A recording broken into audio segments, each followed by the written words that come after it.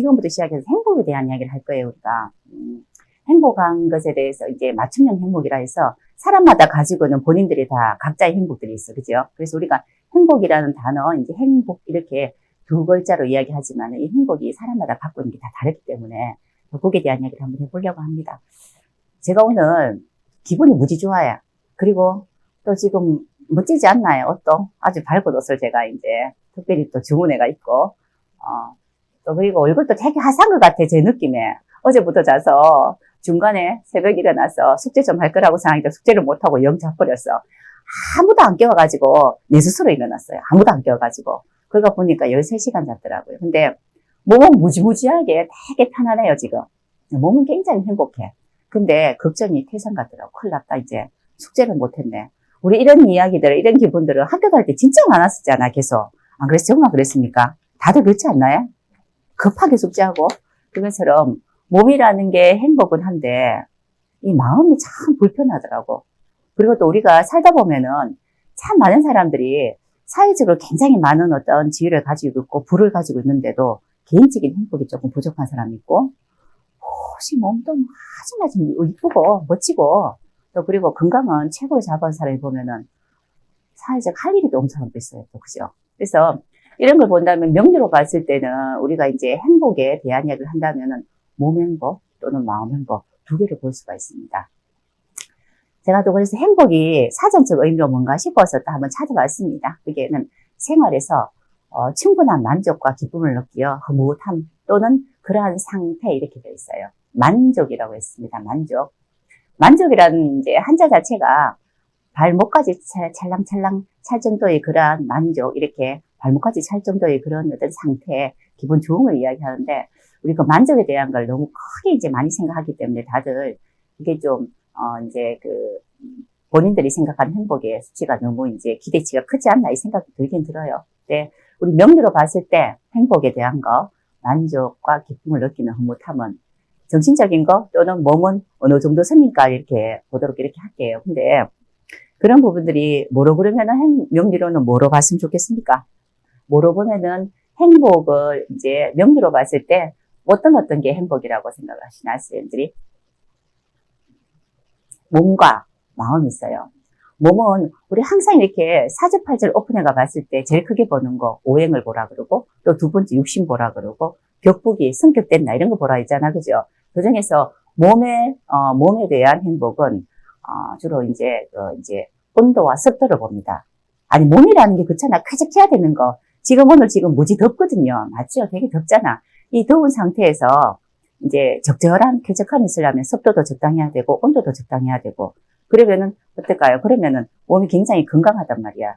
이게 안 되면은 속에 어떤 암덩어리가 생길 수도 있고요. 그리고 습하면은 짜증이 날 수도 있고요. 그리고 굉장히 많은 것들이 움직이죠. 그죠? 그래서 이러한 유연성 이런 것들도 몸에 대한 거, 이런 것들을 본다고. 유연성이 없으면 가다가 잘 넘어지기도 하죠. 그죠? 그처럼 몸에 대한 행복을 보는 거는 월령을 봅니다. 그렇지? 지금 여기 보이는 것처럼, 해라는 게 해월이라고 돼 있죠. 그죠? 동그라미 돼 있는 거, 해월. 그걸 월지라고 하고 월령이라고 이야기합니다.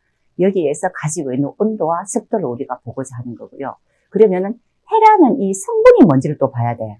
이게 이제 어떠한 성분이 어떠한 기운이 들어있는지를 보려고 지장간이라는 걸 볼 겁니다. 그리고 또 마음의 행복은, 마음이라는 거는 제가 오늘 이렇게 이쁜 새 옷을 사려고 백화점에 이제 이렇게 입기 위해서 백화점에 얼마 전에 갔어요. 우리 아이랑 갔는데 우리 딸이 엄마 그거 못 입겠다.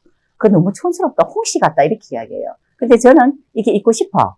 그리고 제가 이거 사서 내가 입고 요 왔을 때 선생님들이 사고 이뻐요 라는 소리 들으면은 좋다고 기분이 좋잖아. 그죠? 이런 것들이 마음의 행복, 아주 사소한 행복들입니다. 이런 것처럼 개인적으로 하고 싶은 것을 하고 난 뒤에 그 즐거움, 또 그리고 사회적으로 내가 이루고자 하는 것을 이루고 난 뒤에 그 성공에는 성취감에 대한 거, 이런 것들이 마음의 행복이겠죠. 이건 어디서 찾냐면은 육신에서 찾아요.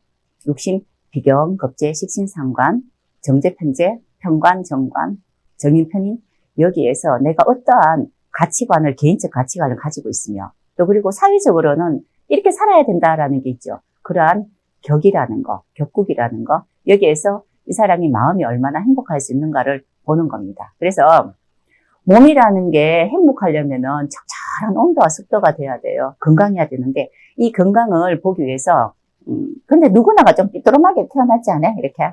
그죠? 그래도 천만다행으로 저는 저희 엄마가 이쁘게 나게 해줘가 참 다행이라. 근데 태어날 때 보면 꼭 뭐 한쪽이, 저도 자세히 보면 얼굴이 한쪽이 삐뚤어진 것도 있고요. 또 그리고 다리도 짧아 한쪽은. 이것처럼 훨씬 많이 사는 사람이 있고 적게 나는 사람이 있듯이 기본적으로 균형을 잡아주는 거, 이 몸의 상태 균형 잡아주는 거, 특히 온도. 우리가 이제 36.5도가 아주 편한 온도라고 하잖아요. 거기에서 조금 과해서 열이 많이 나면 또 병이 생길 수도 있고 면역력이 떨어질 수 있고 또 이제 추우면은 또 문제가 생길 수 있죠. 그래서 이러한 것들 온도를 적절하게 잡아주는 거, 어떠한 글자가 와서 어떠한 글자의 온도를 균형 있게 맞춰주는 거를 조후용신이라고 이야기합니다. 그래서 몸은 조후용신으로 잡아야 돼요. 특히 그 지장간 있는 성분이 뭔지를 보고 그걸 잡아야 되는데 이 몸이 모든 사람이 삐뚤어졌기 때문에 이 삐뚤어진 것에 대해서 명확하게 딱 잡아주는 그러한 어떤 필요한 글자, 오행 이런 것을 조후용신이라 합니다. 이것도 다음 시간에 어떤 걸 해야 될 것인가, 어떤 걸 잡아야 될 것인가 그게 대한 걸 하겠습니다. 하나하나. 그리고 마음에 대한 행복. 육신에 대한 걸 이야기한다면은 굉장히 또 많죠, 그죠? 우리가 명리의 꽃은 육신 공부하는 거 이렇게 이야기하는데 이것도 하나하나 보면서 이 사람이 가지고 있는 행복은 무엇일까? 사실 사람마다 가지고 있는 행복이 다 다르죠. 사람마다 어떠한 행복을 가지고 살고 싶어 하느냐, 어떤 사회적 가치를 가지고 싶어 하느냐, 그런 것에 대해서 하나씩 12주 동안 풀어서 이렇게 이야기할 겁니다. 우리가 이 몸한테 물어봐야 돼. 아니, 얘한테 물어봐야 돼. 니 행복하냐? 이런 물어봐야 된다고요. 우리가 생각할 때 행복 그러면은 그게 다 마음의 행복을 더 많이 느끼거든. 내가 느끼는 건데 이 몸이 행복한지 건강한지 누구한테 물어봅니까, 우리가? 병원에 가서 물어보잖아. 언제쯤 어느 정도 몸이라는 게 조금 쇠퇴해지고 힘들어지면 그때 내가 병원 가서 물어보는 거라. 어디가 나쁘고 이런 걸 물어본단 말이에요. 이렇게. 그렇게 물어보는데 자, 우리가 잘 생각을 해보셔야 돼요. 항상 마음의 소리에도 귀를 기울여야 되는데 내 몸에도 귀를 기울여야 돼요. 그래서 살다가 또 이제 몸에 어떤 병적인 문제라든가 사고가 생긴다면 그때 돼서 아차 하고 이제 야를 또 돌보기 시작하는 거라. 우리 옛날에 어른들은 이제 태어나서부터 시작해서 몸이 재산이다 했지요. 몸이 재산인 건 맞는데 농사 지을 때 농경 시대에는 일단 건강해야 돼. 왜냐하면은 일해야 되기 때문에. 근데 사실은 몸이라는 게 이게 나하고 같이 붙어 살기 때문에 일하라고 태어난 것만은 아니거든. 그렇게 생각하지 않나요? 그래서 여기에 대해서 조금만 더 생각을 한번 해보셔야 돼요. 우리가 몸을 생각할 때 한 번 더 몸에 대한 것도 생각을 해봐야 돼요. 이렇게 마음의 소리가 아니고 몸에 대한 소리도 또 맞춰봐야 돼요. 사실은 나이가 들면서 나하고 안 맞는 사람들하고 잘 안 지내게 되잖아요. 그죠? 그런 사람들은 안 보면 돼. 뭐 있잖아. 진짜 내가 그 사람 봐가 너무너무 속이 상하고 있잖아. 그지? 짜증이 날 것 같으면 차라리 안 보는 게 낫지. 그리고 우리 애기들 많이 키워봤죠. 그죠?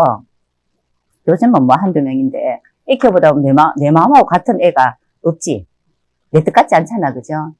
빨리 시집 보내면 돼. 시집장가 보내가 뭐 지 알아서 살고 그지? 정리하면 돼. 그죠? 뭐 알아서 자기 살고 역할 분담을 하면 돼.